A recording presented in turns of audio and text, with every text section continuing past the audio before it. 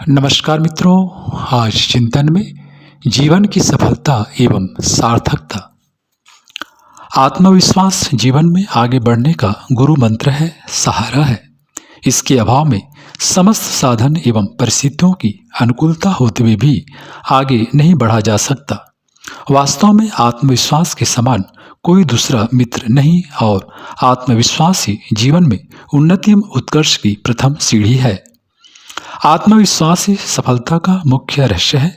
आत्मविश्वास की मात्रा जितनी अधिक होगी, हमारा संबंध अनंत जीवन और अनंत शक्ति से उतना ही गहरा होता जाएगा।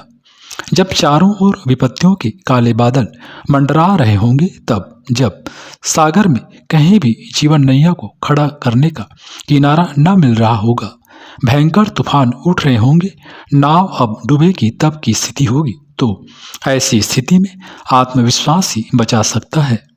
ऐसी स्थिति में आत्मविश्वास ही वह शक्ति है जो सहस्त्रों विपत्तियों का सामना करते हुए पथिक को मंजिल तक पहुंचा सकता है। कोलंबस इसी आत्मविश्वास के साथ पृथ्वी की परिक्रमा करते हुए भारत की खोज में निकल पड़ता है। एडमंड हिलेरी और तेजिंग नोर्गे इसी आत्मविश्वास के बल पर विश्व के सबसे ऊंचे शिखर एवरेस्ट पर विजय पताका फहराते हैं। इसी आत्मविश्वास के आधार पर मनुष्य ने चंद्रमा पर कदम रखे और आगे मंगल से लेकर सूर्य की ओर बढ़ते हुए अनंत आकाश की खोज में बढ़ रहा है। सागर की अतल गहराइयों को वह इसी के बल पर नाप रहा है। नेपोलियन की सेना जब आल्प्स पर्वत देखकर रुक गई थी और सेनापतियों को कोई मार्ग नहीं सूझ रहा था, तो इस दुर्भेद स्थिति में भी नेपोलियन का अथाह आत्मविश्वास ही था जिसने थक चुकी सेना के सिपाहियों से कहा था कि विश्वास करो कि आल्प्स है ही नहीं, और कुछ भी हो हमें आल्प्स को पार करना है। देखते ही देखते विशाल पहाड़ को काट छाट कर मार्ग बन गया और पूरी सेना उसके पार हो गई। भगवान राम अपने अपराजेय आत्मविश्वास के बल पर ही वनवास की विपत्तियों को सहते हुए लंकापति रावण से लोहा ले पाए और सीता माता को वापस ला पाए। भगवान श्री कृष्ण ने इसी आत्मविश्वास के बल पर विषमता के अनंत चक्रव्यूह को पग पग पर ध्वस्त करते हुए रण क्षेत्र में गीता के अमर संदेश के साथ जीवन जीने की राह सुझाई है। वास्तव में जीवन के समर में शुभारंभ स्वयं पर विश्वास से करना होता है। छोटे छोटे सफल कदमों के साथ आगे बढ़ते हुए यह विश्वास जागृत होता है और हृदय शक्ति से भरता जाता है।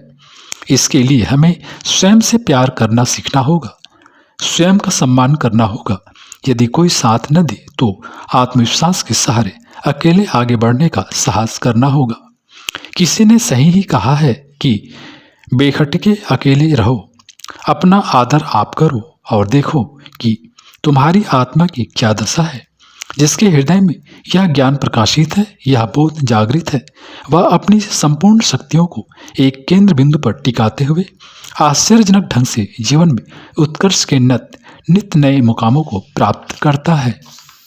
आत्मविश्वास का अर्थ है अपनी परिस्थितियों और समस्याओं का हल अपने आप में ढूंढना, स्वयं में निहित अंतः शक्तियों पर अकूत विश्वास करना और इनके बल पर अपनी संकल्प सृष्टि के निर्माण में जुट जाना।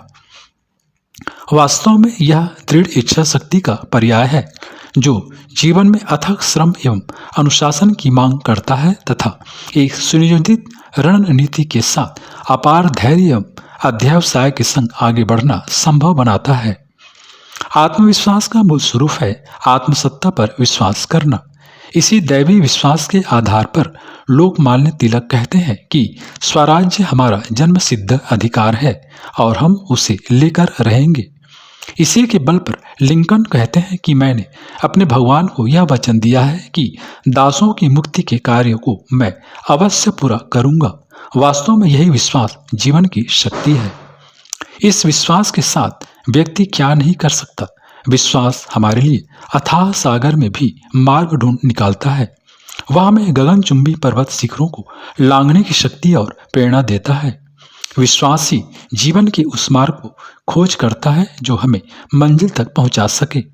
विश्वास ही हमारे जीवन नैया को तूफानी सागर में खेता है। विश्वास पर्वतों को डिगा लेता है। विशाल सागर को लांघ सकता है। विश्वास कोई कोमल पुष्प नहीं जो साधारण वायु के झोंके से ही गिर जाए। वह हिमालय की तरह अडिग, अविचल और अपराजेय रहता है। सीता माता की खोज में जब सब हिम्मत हार बैठते हैं और आशा खो बैठते हैं तो जामवंत जी हनुमान जी के आत्मविश्वास को जगाते हैं कि तुम इस समुद्र को लांघ सकते हो। आत्मविश्वास जागृत होते ही हनुमान जी उस सागर को खेल की तरह पार कर जाते हैं। यही हर व्यक्ति की कहानी है। सुप्तावस्था में पड़ा आत्मविश्वास परिस्थितियों के थपेड़ों के बीच जागृत होकर चेतनता को प्राप्त होता है, जिसके सहारे फिर वह कुछ भी कर सकता है। वास्तव में वस्तुतः संसार के सम्रांगण में जीवन संघर्ष के बीच वही व्यक्ति स्थिर रह सकता है, तमाम बाधाओं को चीरते हुए आगे बढ़ सकता है जिसमें अदम्य विश्वास है तथा ईश्वरीय न्याय व्यवस्था पर, विधान पर अटल आस्था है। हर सफलता की यात्रा का शुभारंभ स्वयं पे विश्वास के साथ ही करना होता है, लेकिन यहाँ विश्वास और अहंकार में भेद समझना भी आवश्यक हो जाता है। स्वामी रामतीर्थ के शब्दों में विश्वास राम भी है और रावण भी। आत्मनिष्ठा पर केंद्रित विश्वास राम है तो अहंकार पर आधारित विश्वास रावण। महर्षि वशिष्ठ के अनुसार विश्वास कुल रानी है तो अहंकार बाजारू वेश्या। जहाँ एक स्त्री सेवा करती हुई परमार्थ में जीवन व्यतीत करती है तो दूसरी स्वयं डूबती है और साथ में दूसरों को भी ले डुबाती है। अहंकार प्रेरित विश्वास विनाश, शोषण, पीड़ा, निर्दयता का कारण बनता है। पश्चिमी संदर्भ में हिटलर, मुसोलिनी, सिकंदर जैसे तानाशाहों और भारत में रावण, हिरण्याक्ष, कंस जैसे दैत्यों में विश्वास कम नहीं था, किंतु वह अहंकार पर आधारित था। अतः वे स्वयं के साथ अपने समुदायों के विनाश का भी कारण बने।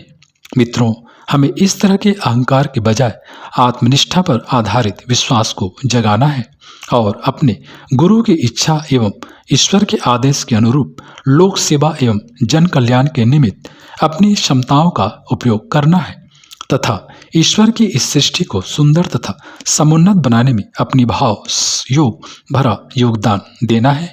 इसी में जीवन की सफलता एवं सार्थकता का मर्म छिपा हुआ है।